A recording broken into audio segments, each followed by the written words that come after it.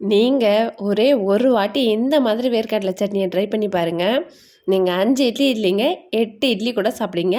அவ்ளோ டேஸ்ட்டா இருக்கும். இனிமே எப்பவும் இப்படி தான் நீங்க வேர்க்கடலை சட்னி அரைப்பீங்க. வாங்க இந்த சட்னி எப்படி செய்யறதுன்னு பார்க்கலாம். நான் இன்னைக்கு ஒரு 1/2 கப் வறுத்த வேர்க்கடலை தோலெல்லாம் எடுத்துட்டு மிக்ஸி ஜார்ல ஆட் பண்ணியிருக்கேன்.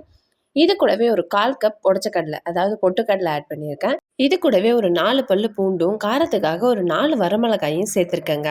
அடுத்ததா நான் துருவின தேங்காயை இன்னைக்கு ஒரு 2 ஸ்பூன் அளவுக்கு ஆட் பண்ணியிருக்கேன். தேங்காய் நிறைய ஆட் பண்ணிங்கன்னா நம்ம வேர்க்கடலையோட டேஸ்ட் கம்மியாயிடும். ஸோ நீங்கள் கொஞ்சமாக தேங்காய் ஆட் பண்ணிக்கோங்க. அடுத்ததா ஒரு அரை எலுமிச்சம்பழம் சைஸ் அளவுக்கு புளி எடுத்துக்கோங்க. இப்போ ஃபைனலா நம்மளுக்கு சட்னிக்கு தேவையான அளவு கல்லுப்பு ஆட் பண்ணிட்டு நல்லா இதை அரைச்சி எடுத்துக்கோங்க. இந்த வேர்க்கடலை சட்னியை ரொம்ப பேஸ்டா அரைக்காம கொஞ்சம் லைட்டா கொரப்பா அரைச்சி எடுத்துக்கோங்க. அப்பதான் டேஸ்ட் இன்னும் சூப்பரா இருக்கும். இப்போ வாங்க இதுக்கு ஒரு தாளிப்பு கொடுத்துடலாம். இது தாளிப்பு கடாயில் ஒரு 2 ஸ்பூன் எண்ணெய் விட்டுட்டு ஒரு 1/4 ஸ்பூன் கடுகு ஆட் பண்ணிக்கோங்க. கடுகு நல்லா பொரிஞ்சதும் கொஞ்சமாக கருவேப்பிலை ஆட் பண்ணிவிட்டு ஃபைனலாக ஒரு 1/4 ஸ்பூன் பெருங்காயத்தூள் ஆட் பண்ணிவிட்டு இந்த தாளிப்பை நம்ம எடுத்து வச்சுருக்கிற சட்னியில் சேர்த்துட்டு நல்லா மிக்ஸ் பண்ணிவிடுங்க. அவ்வளோதான், நம்மளுடைய டேஸ்டியான வேர்க்கடலை சட்னி ரெடி ஆயிடுச்சு. சுட சுட இட்லியோட இந்த வேர்க்கடலை சட்னி வச்சு சாப்பிட்டு பாருங்கள். டேஸ்ட்டு சும்மா அட்டகாசமாக இருக்குங்க.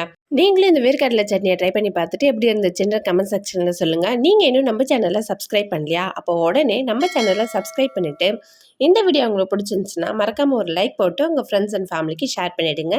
See you. Bye.